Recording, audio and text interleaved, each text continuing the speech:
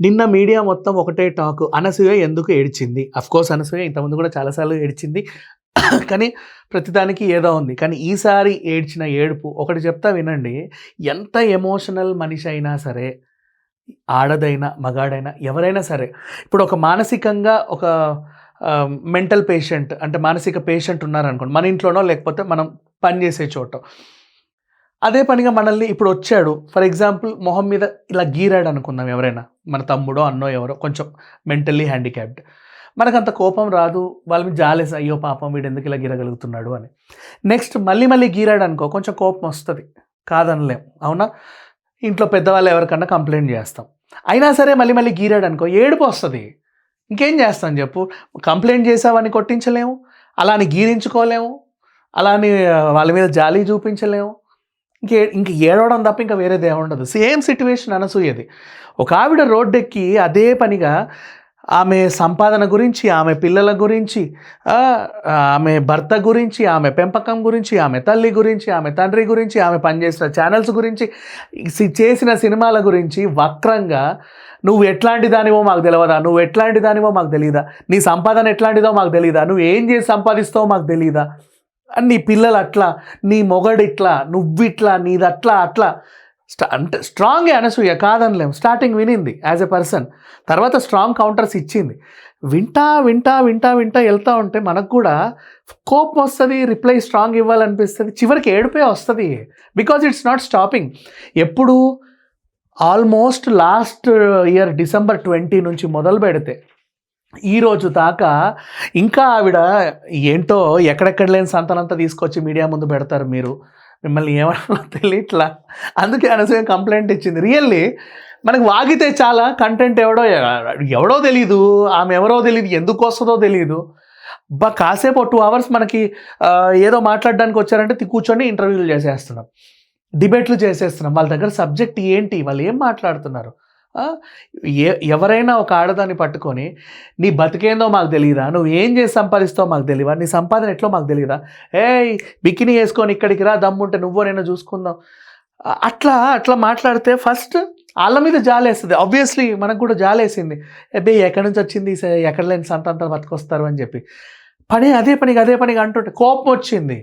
ఏంటి ఇది ఇలా మాట్లాడుతున్నావు అని చెప్పేసి.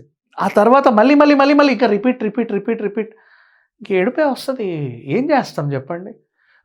ఇప్పుడు వెళ్తున్నాం, మళ్ళీ పిచ్చోడే మొహం మీద ఉమ్మేశాడు టూ అని, పాపం వాడు పిచ్చోడు లేని జాలి పడతాం, తుడుచుకుంటాం. మళ్ళీ మొహం మీద ఊసాడు, కోపం వస్తుంది. బతుకున్నంతకాలం ఎవరి మీద ఉంచుకుంటాం లేదే. అయినా సరే మళ్ళీ ఉమ్మితే వీడేం నా మీదే ఉమ్ముతున్నాడు, అసలు నేను అలా ఉన్నానా, నా మొహం ఏమన్నా వాడికి ఉమ్ములా ఉందా అని మళ్ళీ ఫీల్ అవ్వమా? ఏడుపు వస్తుందా?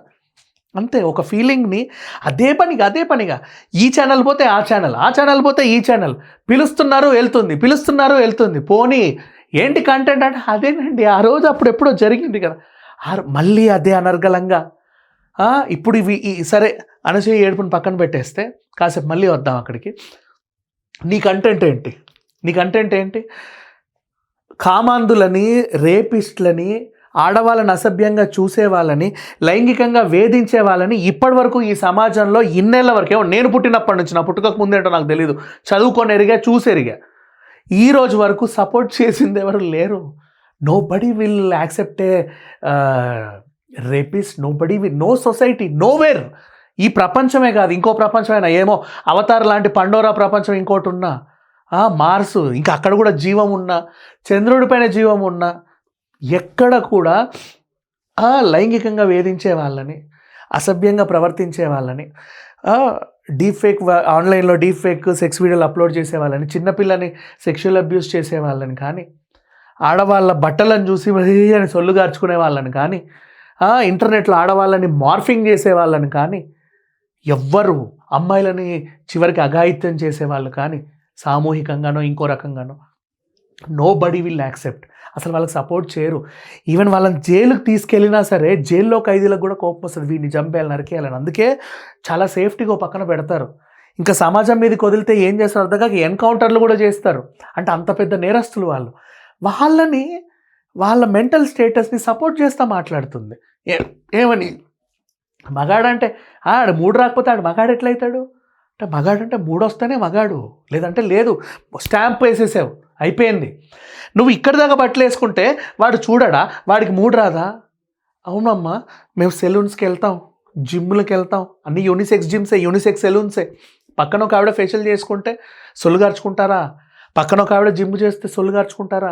స్విమ్మింగ్కి వెళ్తారు, అమ్మాయిలు అబ్బాయిలు వస్తారు, పక్కన ఇంకొక అమ్మాయి స్విమ్మింగ్ చేసి సొల్లుగార్చుకుంటారా? వెళ్తారు, వాళ్ళ పని వాళ్ళు చూసుకుంటారు, వచ్చేస్తారు. కానీ అయినప్పటికీ కూడా రేర్గా ఎక్కడో ఒకడు ఉంటాడు, ఎక్కడో ఎవడో ఒకడు ఉంటాడు. ఆన్లైన్లో చాలామంది ఉంటారు, కనబడం కాబట్టి. ఆన్లైన్లో ఇప్పుడు నీ కామెంట్ పెట్టాలంటే ఆధార్ కార్డు, పాన్ కార్డు ఉంటేనే, 3 ఫోటోగ్రాఫ్లు ఇస్తేనే, డిజిటల్ సంతకం పెడితేనే నువ్వు కామెంట్ పెట్టొచ్చు అనే రూల్ ఉందా? లేదు కదా. కాబట్టి ఎవడైనా పెడతాడు, వాడు ముసుకేసుకొని ఏదో పూల తొట్టేలు, హీరోల మొహాలు పెడతారు డీపీలలో. అవి కూడా ఏదో ఉంటుంది, నాని 9999989 ఏవేవో పెట్టి ఆ ఫోన్ నెంబర్లో సగం అటు సగం ఇటు పెట్టేసి హ్యాష్లు గీసులు, అసలు అది ఏం ఐడీలో కూడా తెలియదు, అన్ని ఐడీలు కూడా ఉంటాయి. వాటి నుంచి ఇక సంఘ సంస్కర్తలు కంటే రెచ్చిపోయే లెవెల్లో కామెంట్ పెట్టేస్తూ ఉంటారు, నీచమైన కామెంట్లు. వాళ్ళంటే ఓకే, కనబడరు కాబట్టి మనం కూడా ఏం చేయలేం కాబట్టి, ఇంకా ఏం చేయలేం కాబట్టి.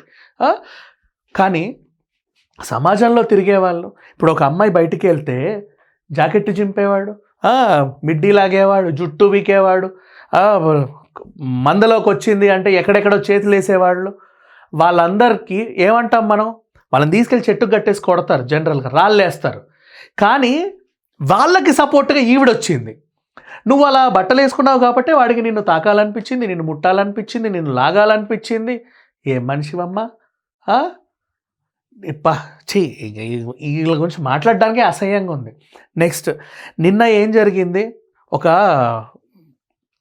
ఈవిడ ఏడ్చిన సిచ్యువేషన్ కంటే కొంచెం ముందు అదే సిచ్యువేషన్లో ఉమెన్స్ అండ్ ట్రాన్స్జెండర్స్ని, వాళ్ళ హక్కుల గురించి మాట్లాడే వాళ్ళని, ఎప్పుడైనా ఏదైనా ప్రాబ్లమ్స్ వస్తే సాల్వ్ చేసేవాళ్ళు కొంతమంది మహిళలు కూర్చొని ప్రెస్ మీట్ పెట్టారు. అందులో ఒక తల్లి వయసున్న ఆవిడ ప్రెస్ క్లబ్కి వచ్చి ప్రెస్ మీట్ పెట్టి తన కొడుకు వయసున్న వీళ్ళతో ఒరే నన్ను ఎందుకు ట్రోల్ చేస్తున్నారు అని అడిగింది. అంత దౌర్భాగ్యానికి మనం దిగజారిపోయాం. ఒక తల్లి బయటకు వచ్చి ఒరే ఎందుకురా నన్ను ట్రోల్ చేస్తున్నారు మీరు అని అడగాలి. ఎందుకు ట్రోల్ చేస్తున్నారు? అవసరం ఏముంది? వాళ్ళు ఏదో మాట్లాడతారు, దానికి అభిప్రాయాలు చెప్పాలి. అభిప్రాయాలు కూడా ఇట్లా కాదు, ఓ పద్ధతి ఉంటుంది, ఒక తీరు ఉంటుంది. నువ్వు చెప్పే అభిప్రాయం కూడా దానికంటే ఒక వ్యాలిడిటీ ఉంటుంది, ఒక వాల్యుయేషన్ ఉంటుంది. ఏంటది? లైక్ నీకు ఆ సబ్జెక్ట్ మీద ఎంత డెప్త్ ఉంది? పోనీ నీకు డెప్త్ ఉన్నా నువ్వు ఆ డెప్త్ని నువ్వే నిజమని నమ్ముతున్నావా? నువ్వు నిజమని నమ్మేది నిజంగా నిజమా కాదా? ఇలా విశ్లేషించేయడానికి కొంతమంది అనలిస్టులు ఉన్నారు. వాళ్ళు పలు ఛానల్లో వాళ్ళకి నచ్చినట్టు వాళ్ళు మాట్లాడుతూ ఉంటారు. వాళ్ళకి ఎదురయ్యే క్వశ్చన్ని తగ్గట్టు వాళ్ళ ఆన్సర్లు చెబుతా వెళ్తారు, వాళ్ళ అభిప్రాయాలు పంచుకుంటారు. మీకు అభిప్రాయం సబబే అనిపిస్తే సబబే, లేదు అనిపిస్తే ఉల్టా ఏదో రకంగా పెట్టుకుంటారు. లేనండి నేను మిమ్మల్ని యాక్సెప్ట్ చేయను, enough, don't accept her if you don't like. నేను యాక్సెప్ట్ చేయనండి మీరు అనింది, నేను దీన్ని సమర్థించలేను, అంతవరకే. ఒసేయ్ నువ్వెవతివే, ఏం మాట్లాడుతున్నావే, నువ్వు అది, నువ్వు ఇది, నువ్వు అట్లా, నువ్వు ఇట్లా, బాడీ షేమింగ్లు, బూతులు, ఏంటది? ఎక్కడికి వెళ్ళిపోతున్నాం మనం? అందరికీ మాట్లాడే స్వేచ్ఛ వచ్చింది ఫోన్ల వల్ల. ఫోన్లు పాపం తొక్కేసాయి చాలామంది ఉద్యోగాలని. క్యాలిక్యులేటర్ ఇప్పుడు నువ్వు క్యాలిక్యులేటర్ కంపెనీ పెట్టుకుంటావా? పెట్టుకోవు. అదేంటిది, క్యాసెట్లు కొంటావా? టేప్ రికార్డర్ కంపెనీ పెడతావా? పెట్టలేవు. క్లాక్స్, అలారమ్స్ అన్నిటినీ తొక్కేసిందిగా ఫోను. ఉత్తరాలని, ఇంకా చాలా వాటిని, ఆల్మోస్ట్ కెమెరాలని ముఖ్యంగా. ఇంతకుముందు లేవే ఇట్లా రీలేసి వెళ్ళి కడిగించుకునే కెమెరాలు లేవు ఇప్పుడు. అన్నిటినీ తొక్కేసింది ఒక ఫోను. ఆ టెక్నాలజీని నీ జీవితంలోకి మనస్ఫూర్తిగా ఆహ్వానించి అందులో ఉన్నవన్నీ నేర్చుకొని నెక్స్ట్ అది అందులో ఇంకొంచెం ముందుకెళ్ళొచ్చు. బోలెడన్ని వీడియోలు ఉంటాయండి యూట్యూబ్లో, ట్రావెల్ వ్లాగ్స్ ఉంటాయి, టెంపుల్స్ గురించి చెప్తారు, ఇంకేవో చెప్తారు, వంటలు చెప్తారు, క్లాసెస్ చెప్తారు, లీగల్ ఇష్యూస్, హెల్త్ ఇష్యూస్, ఆయుర్వేదము, అన్నీ ఉంటాయి. సినిమాల గురించి చెప్తారు. ఇవన్నీ చూసి ఇంకేమన్నా కొత్తవి నేర్చుకోవచ్చు. పిల్లలకి ఏమన్నా ఉంటే అవసరమయ్యే నేర్పించవచ్చు. అంత కాకుండా చెదారం విదేశాలకు వెళ్ళి అక్కడ దరిద్రాలన్నీ చూపించేవాడు, ఎంత బాగా చూపిస్తున్నాడు అని చెప్పి చూపించడం.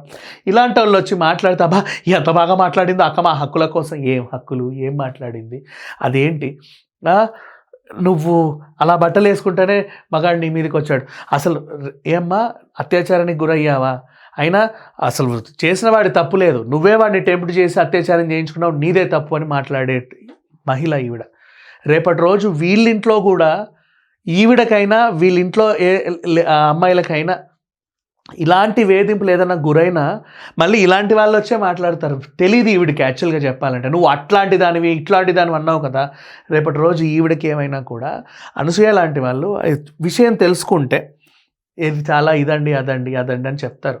నిన్న ప్రెస్ మీట్ పెట్టిన మహిళలందరూ కూడా నువ్వు పిలిచినా పిలవకుండా నీ ఇంటికి వచ్చి ఏమన్నా అయ్యిందా మాతో చెప్పుకో, పర్వాలా, నువ్వు అప్పట్లో అట్లా చేసినావు కదా, నీ సమస్యను మేము పరిష్కరించాం అనే వాళ్ళు ఎవరు ఉంటారు? వాళ్ళ ఆర్గనైజేషనే అది. ఆ ఆర్గనైజేషన్ మీద నీకు గౌరవం లేదు, మహిళ అంటే నీకు గౌరవం లేదు, మహిళా కమిషన్ అంటే నీకు గౌరవం లేదు. అసలు నీ మీద నీకన్నా ఒక మహిళగా గౌరవం ఉందో లేదో మాకు ఇప్పటికీ తెలియదు సీరియస్గా చెప్పాలి అంటే. ఏదేమైనా కేసు అయితే ఫైల్ అయింది. అండ్ ఇప్పటికీ నేను సమర్థించాను అనసూయ అనింది బట్టల విషయంలో. I don't accept that. నేను నిజంగా సమర్థించాను. ఎందుకంటే కొన్నిసార్లు మనం వేసుకునే బట్టలు పట్టి అంటే మగాళ్ళకి ఏదో అయిద్దని కాదు, దరిద్రం మనకి డిస్కంఫర్ట్ ఉంటుంది. అందుకే నేను చాలా ఛానల్స్ ఇంతకుముందు చెప్పాను. గోవా ఎగ్జాంపుల్ ఒకటి, నేను వెళ్ళినప్పుడు అక్కడ ఒక అమ్మాయి వన్ పీస్ ఇలా సన్న డోరీ మాత్రమే ఇక్కడ ఉంది యాక్చువల్గా, అది ఇక్కడ వరకు ఒక కట్టు, ఇంకో కట్టు అలా కింది వరకు వెళ్ళింది. సడన్గా లేవాల్సి వచ్చింది, ఎక్కడో ఇరుక్కొని వాళ్ళ కాళ్ళ కింద ఇరుక్కొని లేచేసరికి రెండు తెగిపోయాయి అమ్మాయికి ఇక్కడ. అంటే ఆ టైప్ ఆఫ్ డ్రెస్ ఆ సిచ్యువేషన్లో మేబీ తనకు అన్కంఫర్ట్. చూసిన వాళ్ళందరూ ఏదో చొల్లుగార్చుకొని చూడలా, అయ్యో పాపం అని రెస్పాన్సిబుల్గా ఫీల్ అయ్యి తనకి ఏదో హెల్ప్ చేశారు, అంతవరకు బాగానే ఉంది. కానీ అన్ని చోట్ల అట్లా రెస్పాన్సిబుల్ పీపుల్ ఉండరమ్మా. నువ్వు షాపింగ్ మాల్కి వెళ్తే ఆమె హీరోయిన్ వస్తుందంట అని తెలిపి ఎక్కడ నొక్కాలా అని చెప్పి ఎదురు చూసే మందు ఉంటుంది. నువ్వు అట్లా వెళ్తున్నావంట. సమంత జిమ్కి వెళ్ళిందని తెలిసింది, వెంటనే కెమెరాలు madam madam madam madam madam madam madam madam madam madam ఏంటి ఆవిడ జిమ్కి వెళ్ళి వస్తుంది, ఆవిడకు అనుకూలమైన వస్త్రాలు వేసుకొస్తుంది, నీకు ప్రదర్శించడానికి రాలేదే. నీకు ప్రదర్శించడానికి కూడా ఆవిడ దగ్గర కొన్ని వస్త్రాలు ఉంటాయి, అవి వేసుకొని ఫోటోషూట్ ఇస్తుంది కావాలంటే తర్వాత. బట్ పర్సనల్ స్పేస్ని అడ్వాంటేజ్గా తీసుకొని. అండ్ ఈ అమ్మాయి ఎక్కడికి వచ్చింది యాక్చువల్గా? తన సినిమా ప్రమోషన్స్కి వచ్చింది. తన అభిమానులు వస్తారని తెలిసి వాళ్ళని అలరించడానికి ఒక నీట్ డ్రెస్ ఏదో వేసుకుంది. కొన్ని బట్టలు ఇక్కడ నీకు బ్యాలెన్స్డ్గా ఉంటాయి, కొన్ని ఇక్కడ వరకు వేసుకుని అదొక ఫ్యాషన్ అంతే. అంటే ఏంటి, నిన్ను లాగమని కాదు దాని అర్థం. వాళ్ళు అలా వేసుకుంటారు, నిన్ను లాగమనో నిన్ను ఎత్తమనో కాదు. ఇక్కడ వరకు ఫ్రాక్ వేసుకుంటే నిన్ను ఎత్తి చూడమని కాదు, కూర్చుంటే తొంగి చూడమని కాదు, నడుస్తుంటే వంగి చూడమని కాదు. అది ఆ బట్టలు వేరు అంతే. నీకంటూ కొన్ని ఫ్యాషన్స్ ఉన్నాయి.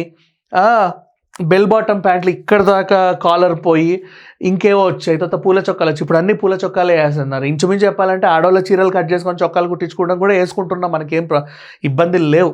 ప్యాంట్లకి చినుగుడులు వచ్చాయి, కొరియన్ ప్యాంట్లు వచ్చాయి, లూజ్ అన్నాం, ఒకప్పుడు టైట్ అన్నాం.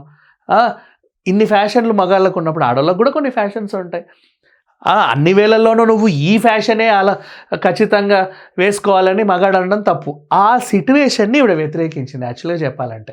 అది సిట్యువేషన్ అన్న వాళ్ళకి తెలుసు, వ్యతిరేకించిన వాళ్ళకి తెలుసు, చాలా ఆర్గానిక్ వేలో వెళ్ళింది. దాని గురించి కూడా డిబేట్లు పెట్టిన వాళ్ళకి కూడా తెలుసు. ఆ ఇబ్బందులు ఎలా ఉంటాయో ఒక ఆయన చెప్పుకొచ్చాడు, కానీ కొంచెం లాంగ్వేజ్ ఏదో ఈవిడ రిప్లై కూడా ఈవిడ అన్న తరిక కరెక్టే, అర్థం చేసుకున్న వాళ్ళకి ఇంకోలాగా అర్థమయ్యి వీళ్ళిద్దరి ఫైట్లో వీళ్ళందరూ చేరిపోయి తర్వాత అదొక బూత్ అయ్యి ఇట్లాంటి వాళ్ళు వచ్చి సర్వనాశనం అయిపోయింది. అసలు టాపిక్ ఏంటి, ఎక్కడ స్టార్ట్ అయింది, ఎక్కడ ఎండ్ అవుతుందో తెలియదు. ఇందులో మళ్ళీ కొత్త క్యారెక్టర్లు వచ్చి వాళ్ళు కొట్లాడుకొని వీళ్ళు కొట్లాడుకొని ఏదో అయిపోయింది.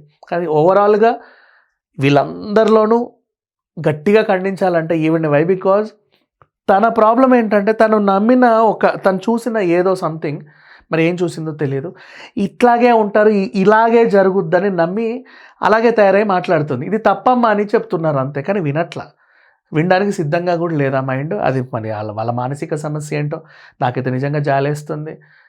ఆ జాలి ఈవిడకి కూడా జాలేసింది, మనకి కోపం వచ్చింది, ఆవిడకి కోపం వచ్చింది. ఇక్కడ తను అటాక్ చేసేది ఈవిడ్ని కాబట్టి దాని పరిమితి ఇంకా పెరుగుతుంది కాబట్టి ఏడుపు వచ్చింది, ఇంకంతమించి ఏమొస్తుంది.